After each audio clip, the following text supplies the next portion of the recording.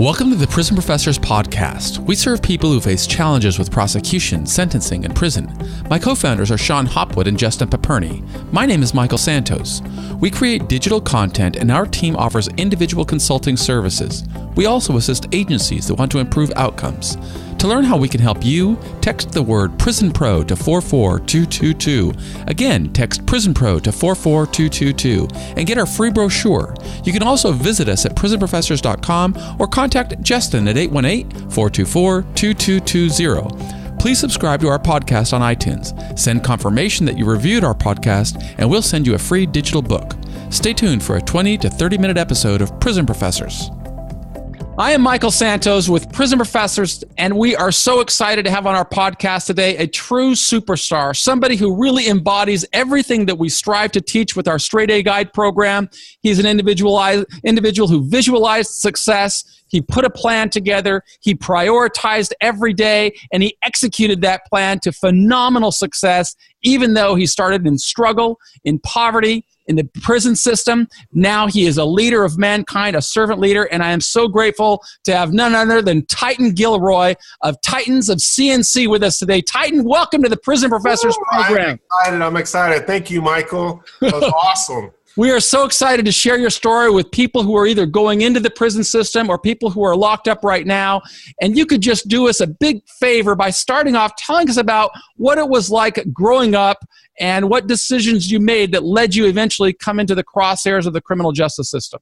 Well, I think one thing that I'll say, Michael, is that people say like you can't change, that people can't have second chances. And I'll tell you, I'm the same exact person I was back on the streets, but I'm a completely different person. And I think that maturity has a lot to do with that and making the right decisions, getting around the right people. When I was young, I came from destruction. So I came from an alcoholic father. My mother used to get beaten on a daily basis. And when the beatings came to her kids, she ended up running away, taking us to 20 different cities and states. And we ended up in Hawaii and everything. When we got there, we were going to have a place. Everything fell through. We ended up living homeless on the beach. And with this white skin, that wasn't a good place to be because I grew up with a bunch of Tongans, Samoans, and Polynesians that just used to get in fights all day long, every single day. And that's how I grew up. And when you come up and you have no money and you're coming up getting beaten, I was in a situation where either you can take the beatings and cower or you can rise up. And one of my neighbors who, his name's Kaipo Williams, so he did time for murder. And he actually did some big things, and a lot of people were scared of him, right? But, I mean, tattoos all over his neck, tattoos all over. And I used to see him, and I used to see the respect that everybody gave him, right? And I was probably 6th grade, and I didn't have a dad. I didn't have brothers or anything. And one day, after seeing me getting beaten by the other kids and stuff, he basically was like, hey, boy, come to my house, And I went over there, and he basically set out a plan. He's going to train me to fight. And every day after school, I'm going to tell these kids to leave you alone. You're going to come over here. I'm going to teach you how to fight.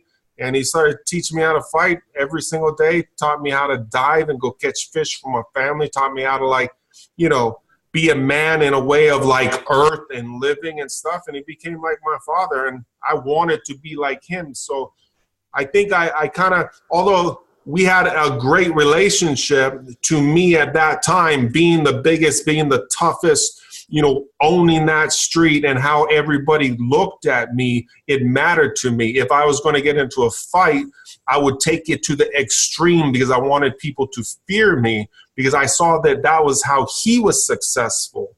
And it took me to boxing. It took me to being the California state champion, to getting a contract with Top Rank Boxing in Las Vegas, to, hanging out with Mike Tyson and Foreman and doing the whole thing. And it also took me to a nightclub where fights broke out, where I threw one punch and got 16 years in prison. And I deserved to be there because I did the wrong thing. Tell us about the mindset that you had when you're a young guy, you're at the top of your game, and bam, everything changes. You get sucked into the criminal justice system with a 16-year sentence. What's the mindset shift going on? Within 1 week of being in the system, I I hit somebody else who hit their head on the concrete and they took them out of the prison system, right? I walked in angry. You know, I didn't know who God was. I didn't know anything. All I knew that my beautiful mother was mistreated. I had nothing. I'd been beaten ever since I was young. Now I get my one opportunity. I go out to a club and all of a sudden I knew that I did something wrong. But at the same time, when I walked in, I was just angry. And it was the same thing on the streets. I was ready to prove myself and go with anybody, and that was my mentality. And as soon as I got the opportunity, I did it, and I didn't care about life. I didn't care about dying. I didn't care about a future. I had 2 kids. I was 22 years old. I had 2 kids a mile away in a house living with their grandparents, and I knew that I would never see those kids again, and my life was over, and I treated the prison system and everybody like that, like my life was over and I could really care less, you know? There's so many people in prison today who are going inside there. They've lost hope. And when they lose hope, they begin spiraling in a downward way. And that's why I think it's so important to bring people onto the program while they're in their jail cells. They can be learning about what steps can I take today to position myself for success. And you've achieved success on a monumental level. It didn't happen easily. But after you got out of prison, you know, how did you get into that path? Well, let me tell you a little bit about prison. Yeah, walk us through. Something happened in prison, right? So I'd always been about the boys. I'd always been about, you know, a lot of the fights. I wasn't necessarily a bad person, but I'd get into these crazy situations and I'd get arrested and I'd just be in the jail system and, you know, boys' homes and all that. But a lot of it was actually protecting my friends and stuff, right? So all of a sudden, you know, when I'm always around them, that's one thing. And even boxing, everybody's like, you're great, you're great, you're great. So if somebody tells you you're not great, you got to prove yourself, right? And I'm 22 years old. But what happened when I hit that person going into jail is I was in pretrial. So until I went to Halava prison in Hawaii to maximum security, they put me in solitary confinement for basically 6 months, right? We had overcrowding like every jail, so I had a person in there. He ended up committing suicide while I was in there, died at my feet while I'm like laying, you know, there's only one bunk. We're in like a single cell. He basically died at my feet, and it didn't totally like trip me out, but it made me think like just raw, you know, like just why is life so horrible, you know? But then I ended up spending 6 months in this cell by myself. I read my first book in this cell. I spent so much time that by the time I pled no contest to the charges, got sentenced, went to Halava maximum security prison, I wasn't that angry kid anymore. I actually was just like, okay, now there's a minimum sentence that I have to perform. I didn't have all my times getting arrested was when I was a kid. So I had a minimum. I set a goal that I'm going to get out. I'm going to fight, and I'm going to do what needs to happen to actually get out of this prison system. And I started working the program. I got into my art, right? So I'm in manufacturing now. It's all art. So I used to do cards for the other inmates so they could send them to their wives. I traded for food, you know, and I started teaching boxing to all the different inmates and stuff. There was a gym with some heavy bags and stuff. And you start living life in there, you know what I mean? But I started doing the right thing. You know, it's easy to live life if we find some meaning in it. Wherever we are, we can always find a way to live productively and live positively. And when we do that, that sometimes can lessen some of the pains of confinement. That certainly happened for me, where every day, instead of focusing on calendar pages turning, I was just focusing on how am I going to come back to society? And that made all the difference for me. When you got out of prison, Titan, tell us a little bit about the experiences you had. Well, one thing that happened when I was in prison is I qualified when I got to maximum to medium to minimum security, right? I qualified for a pine line, and the pine line was a pineapple picking work line, and it was the hardest job that I ever had, where basically for a whole year I picked pineapples following this boom across this field with other inmates and stuff. And they took a year off my sentence. Top Rank actually sent a letter and said they were going to give me a contract to actually fight again. So when I came out, I was just like, I'm going to fight, I'm going to box, and this is my one opportunity to make it. And I flew to Vegas. I started training with the heavyweight champion of the world, started doing the deal like I did before. It was almost like I had never even gone to prison, except I had fear now because I didn't want to get into trouble. And I just started like rolling. But you got to understand, I'm a boxer, so the aggression is something that's good. And I'm not that humble on the streets when it comes to boxing and stuff. So it was just kind of it was hard for me to try to live a life that's humble and to stay out of prison and also be who I needed to be in boxing to actually go up those ranks and make it happen, right? And during that whole process, I won my last fight by knockout. And, I had an altercation actually changed my life.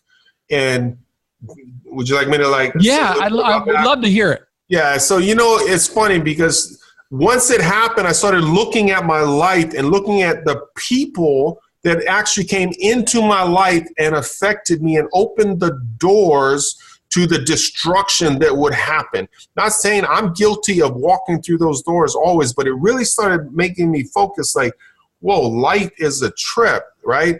I was training every day. I would wake up at like 4:30 in the morning. I'd meet my trainer at UNLV at the track, and we'd go out there and run. The night before one of my times, I had this guy playing like Barry White at like probably 2 in the morning, just booming. My neighbors just booming my doors and stuff. And I basically, I didn't know really what to do. I didn't want to get into an altercation. I never even met him, never talked to him, didn't know him.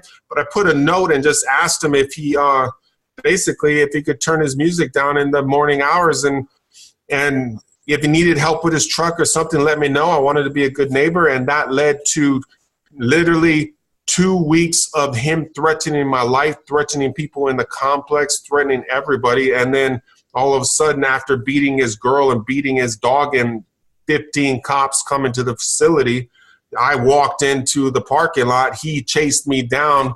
I basically hit him. He hit his head on the concrete again. And basically, they arrested me, put me in the car, and took him away. And, later on, the whole complex came to my defense and talked about how I was being threatened. And the cops let me go and put me in my house and looked at my boxing trophies and made jokes about how I guess that guy's not going to want to box with you again. And it was like my manager was like, we can fix it. I was like, I don't need to fix it. We're good. I'm not in trouble. But at that time, something hit me. And I had no other options. I had no other hope, but I knew I was not going to hit anybody again. I was done. The very next day, I packed up my car. I packed up all that I had. I moved to Sunnyvale, California. I looked in the newspaper for a job, and I got a job for $9 an hour at a machine shop, not even knowing what it was. And it changed, again, that altercation changed the course of my life and took me to where I am today. One of the lessons that we teach in our program is how important it is to have the right attitude, and we define that attitude with 100% commitment to success. What we just heard Titan tell us is really validate that. He made a decision, I'm never going to be brought back into the criminal justice system. He was able to recognize there are some risks associated with violence and said, I'm just going to turn my head from that, made 100% commitment, and that 100% commitment started with what?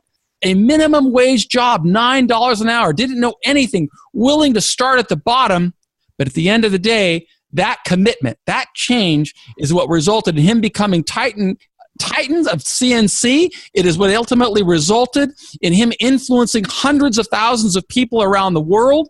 It is ultimately what resulted in him creating jobs for hundreds of people and creating value for America. That's why he's such an inspiration to us. And that's why I'm so glad that we're going to continue listening to this amazing story of what has become Titans of CNC. So you start off, Titan, as a $9 an hour employee, not knowing anything about machinery.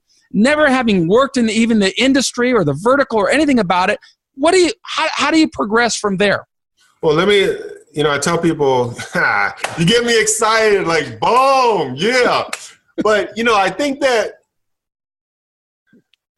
I think in life, I have a lot of, now I'm involved with the prison system, and I have a lot of friends in there, friends that are doing life and doing different things. And these are my friends. I talk to the mothers, send me emails, the sisters, and, I always see it as we always react off of our surroundings, off of our personal experiences, So, there's a lot of things that we just don't know and we've never experienced, and we're just not in the right place to actually take advantage of that door opening. We don't actually give ourselves the ability to have that key to walk in because we're reacting off negative things and stuff.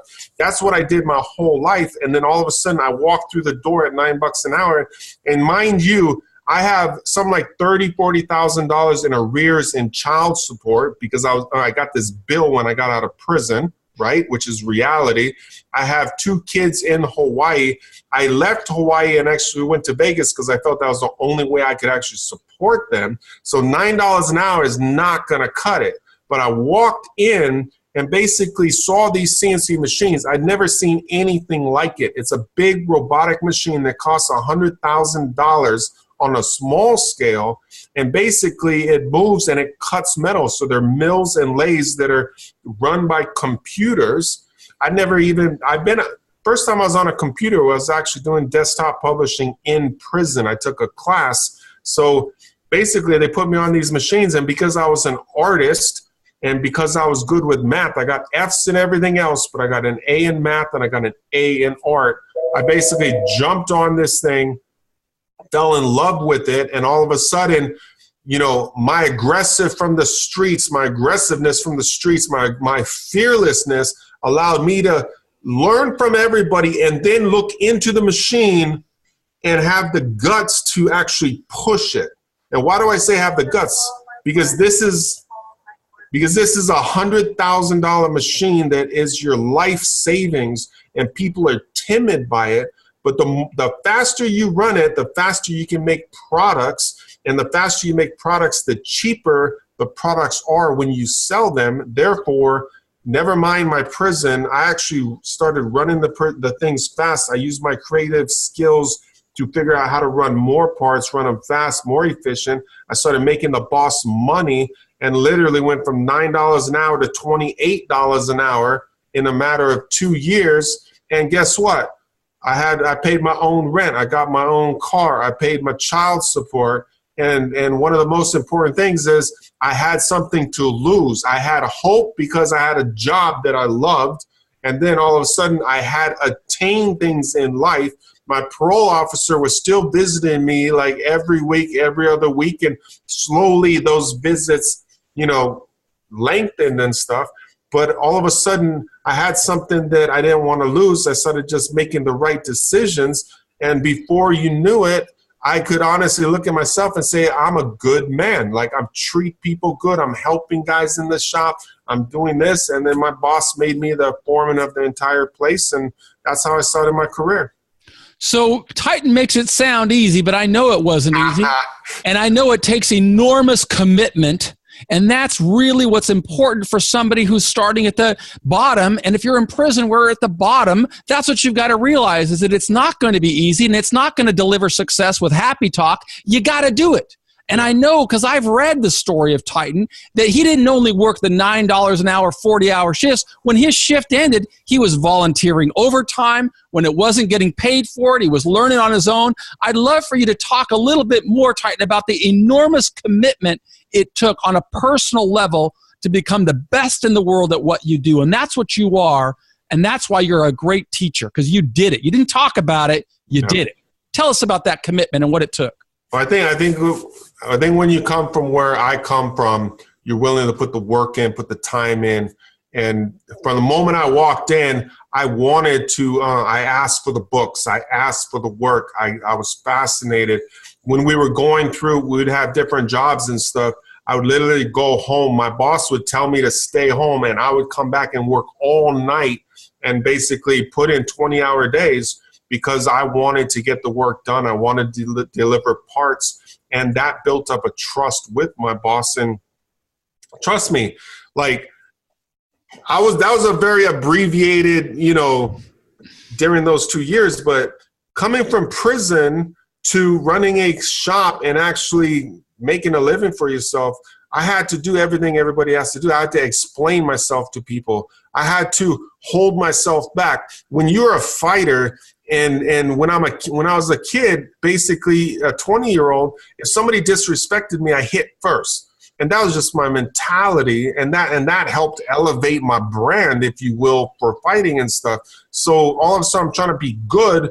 People don't know where I come from, and they can disrespect me if I go out to the wrong place or go to dinner or something or cut somebody off.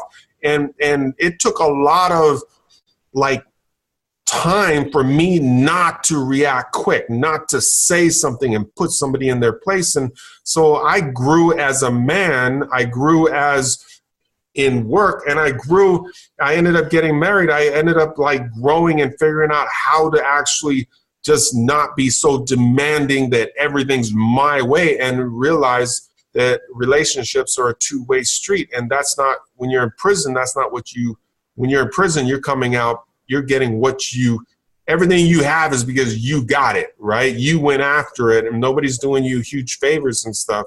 So it's a mentality I really had to, it took me a long time. And I think after a while of doing that, I ended up going to church. Did I believe in God? Did I believe in any of it?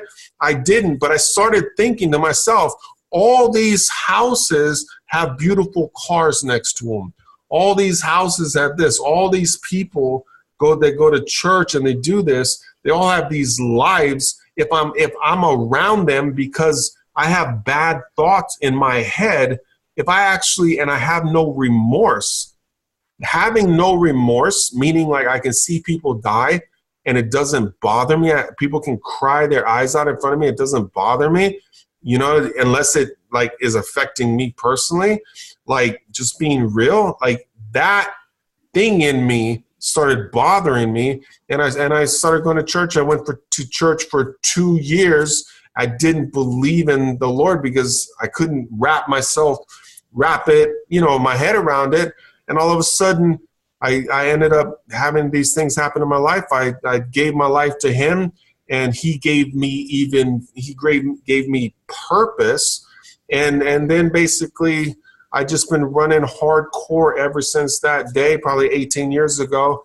And now I've gone back into prison. I have a TV show on Monday nights. I, teach kids and go to schools all over the country. And I have an academy I've built inside San Quentin prison. It's now in 170 countries. And it's because of Him, and it's because I stepped on that path and didn't allow those strings where people could pull those strings to get me off course. I clipped them and constantly looked at my surroundings and you know what I'm saying, right? You know what I mean? I understand what can pull me down, and I understand that I have this amazing journey, and I'm blessed to be on this journey, and this is the vision. And I understand that if I go to the wrong place, if I drink the beer, it'll lead to two.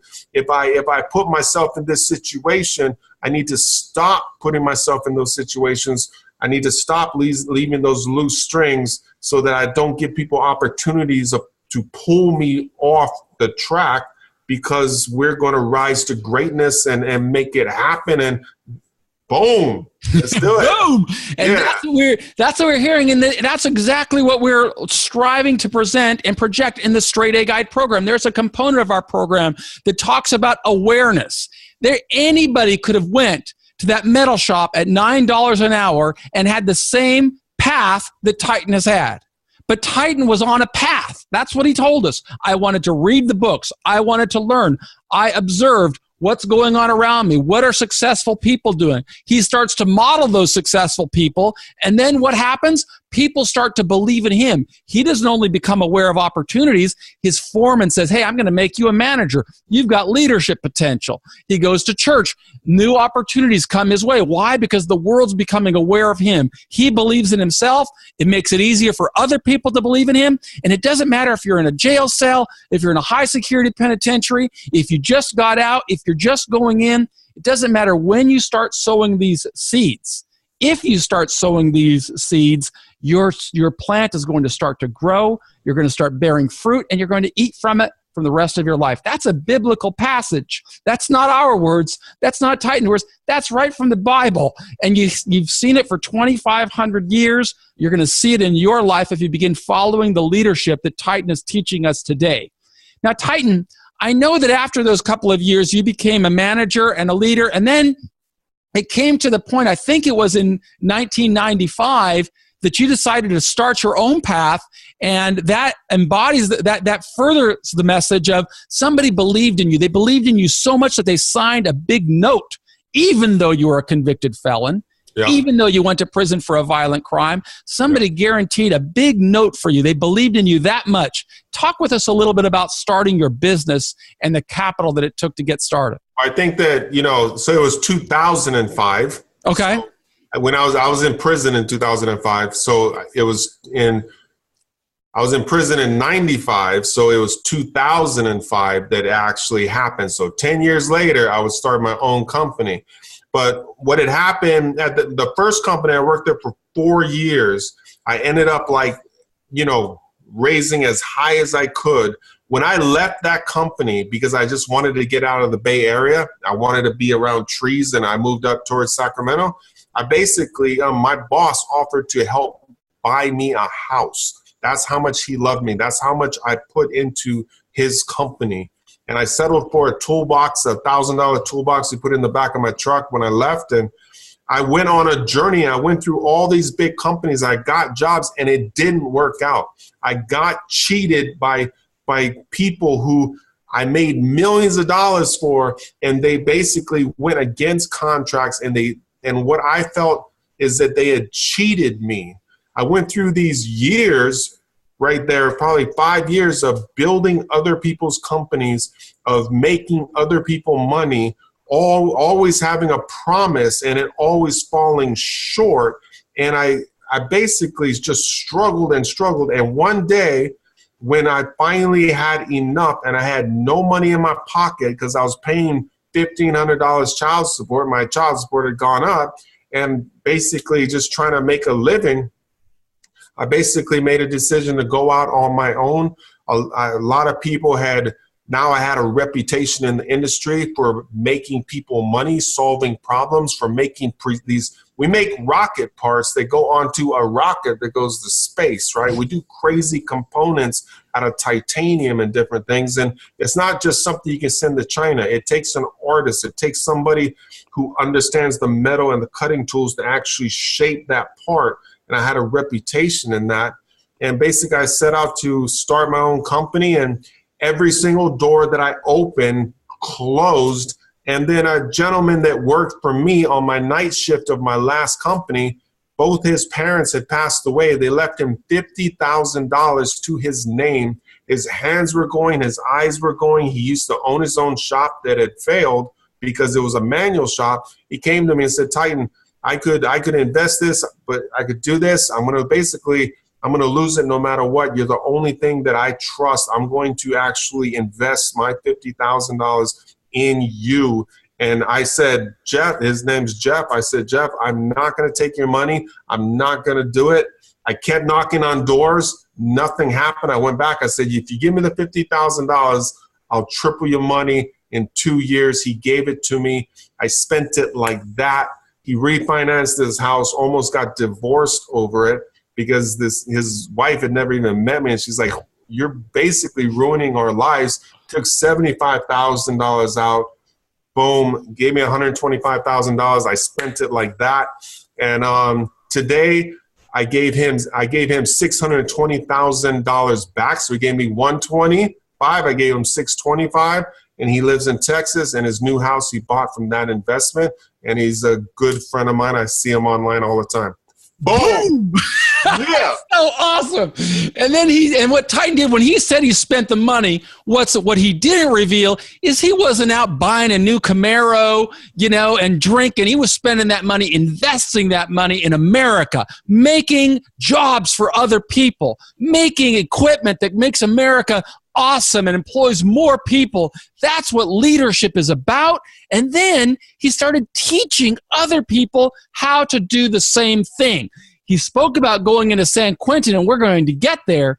But I'd like you to tell us a little bit about how your business grew. I mean, you started with virtually nothing but a solid, massive amount of courage, a commitment, a discipline.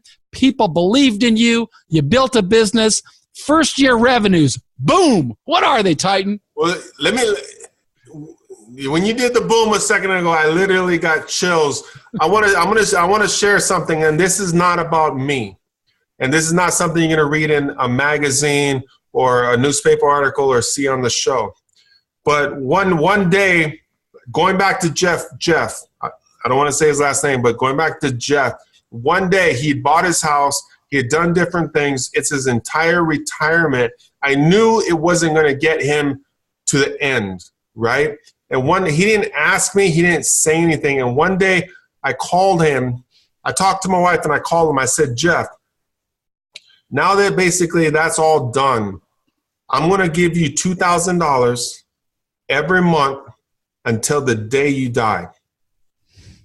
No paper, no nothing. I'm going to do that to the day you die. Why am I saying that? Because I was in prison. Because I was on the streets. Because I had gotten the worst that this entire world has thrown at me. I watched my mom starve. I starved. I went through all of it. I went through prison. I went through having no hope and thinking life was over. And all of a sudden, here's this guy. People can talk about giving me money, but here's this guy that dedicates and gives me his entire life savings to start my company. And I wanted him to know that it wasn't about a contract, that he's my family. And as long as he knows it, because of what he did and how he did it, like, we are going to be bonded forever, like, period. He doesn't share my faith. It doesn't even matter. But what he did changed my life. And having an opportunity set me on course that from the moment I started my company, I wanted to help people. I saw that the way the economy was and the way things were, like, I wanted to, like, teach people. I work, many of you guys probably don't know a lot about CNC machining, because people don't talk about it, because our work has been taken away, because we're fighting over scraps, right? And everybody, all these shops like mine are in confined boxes. They don't communicate with other people because they're competing, and their know-how is their ability to make money and make a car payment, right? So they don't share that information. And I saw that all these companies were running at 30% of their capabilities, and basically, nobody was promoting American manufacturing, right? So I set off on course to actually make a difference, to do things. I made $1 million in the products that we were making. I made $1 million my first year, $2 million my second, $6 million my third, and basically by the time I was in my fourth, I was making $1 million per month, and we were rolling. Yes. Boom. Boom. The cool thing about it is we're talking a man who came from homelessness, prison, struggle, and built something that is just really contributing. He's providing jobs to people. He's paying taxes that are going to fund schools and road building and hospitals. He is the American dream, and it is what we should all aspire to become. What's really also awesome is Titan's commitment to giving back. One of the components of our Straight A Guide program is appreciation. Express our gratitude for the blessings that have come our way, and we do that by giving other people this opportunity, this knowledge, this pathway to success. And he's built this school. this amazing school that brings chills to my mind, that hundreds of thousands of people can learn about concepts of computerized numerical, it's a computer numerical controlled machine. Control. Yeah. And he's teaching people how to use it live on these videos that I can watch on LinkedIn, on YouTube, on Facebook. He is committed. Tell our audience about how many people have gone through your program, Titan. Can I say one thing first? You can say anything, man. You are the boss. When I just said I was rolling, something happened. Everybody started telling me I was so great, so good, like I was when I was boxing. You know, I looked out on my floor, 55 employees. I used to struggle with guys in prison and like with my boys, and now I have 55 families that I'm responsible for. Something happened. There was this crazy thing is in 08 and 09, the economy collapsed, and I was making all these ROV, remote operated vehicle parts, for 200 ships that were being built in the Netherlands. The ROVs were US made, and they were made out of, all the cameras and stuff were out of titanium. So basically I had this massive contract. I just expanded, and basically in one single day, that $1 million a month left me. My ability to pay those guys left me. I went through a year of laying off 40 employees, the hardest thing I ever did. And coming out of that, jumping into working for SpaceX and Blue Origin and all the aerospace work that I do now, that is what triggered me to say, you know what, these people losing their companies is not good enough. This skills gap and nobody's teaching our kids is not good enough. We're giving $800 billion worth of trade to other countries while our inmates are in prison not learning anything, and they're coming out not able to support their families, and that's not right. We need to bring that work back. We need to train these guys so they can actually do something and take care of their families and cut that chain of destruction and walk forward in positivity and make it happen. And that's what we started doing. We started doing I created a TV show. And basically, all of a sudden, the state of California, after my second season, came and asked me for my help. That there was 5 prison machine shops in California, and they were run like hobby shops. The guys couldn't actually come out and actually make good money because they were running manual machines, which I love. But now it's a CNC world. And basically, California asked me for my help. I walked into the prison system. I actually went to San Quentin prison and built the most elite school, volunteered my time, energy, money, and we filmed this thing and basically built this amazing school in San Quentin prison. And during the process, I realized the USA, the greatest country in the history of the world, basically had, and the industry that built America, there's no standard, there's no curriculum. If you want to be a doctor, banker, or lawyer, you can go to college, but if you want to be a CNC machinist, you got to learn it on the job because there's no curriculum that's going to teach you. So when I was teaching the inmates, the men at San Quentin prison, I decided to build my own curriculum for the prison system, and to that later on I put it online for all teachers in all schools, and that's what we did. So right now, as I sit here, men, there's 30 men in the class Titans of CNC at San Quentin prison, and they're making parts on CNC machines. And across this nation, there's schools that are running the Titans of CNC program. Online, we have 30,000 students. We have 1,600 teachers. I'm meeting with the governor and the congressman, and they're making this thing like go just be the national standard. And nobody's asking me about that I used to be in prison. They're looking at education and looking at what I'm doing, not judging me on my past. And that's just because that's how I handle myself. We're making it happen. Boom. But I got to ask you, because you left one key component out of this amazing contribution that you're making to America and the world, because I know this is in 130 countries. 170 countries. Now give them the real gold. How much are you charging each student to go through your program? Yep, it's 100% free. What?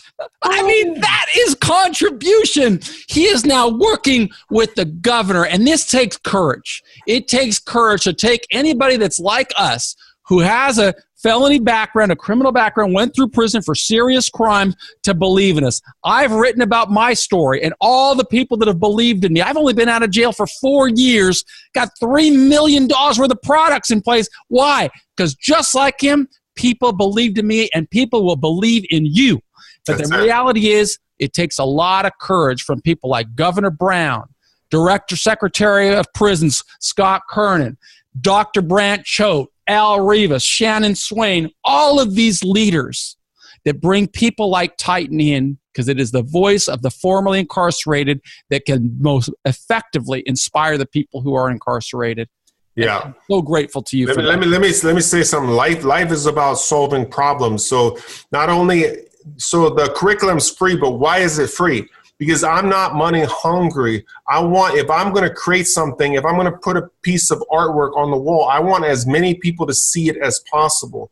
People keep telling me to charge for the curriculum, which is up online, but instead of having this much people on it, I want this many people. And because I had the TV show, I basically went to the biggest companies in manufacturing, sold them on my ability to basically create a education system that actually works, that's going to support our industry. So I actually use sponsorships from tooling companies to help fund it so we can give free education. But that's a problem that nobody's ever done that I had to think about. Doesn't matter that I was in prison. It's a real problem, and now we're making it happen.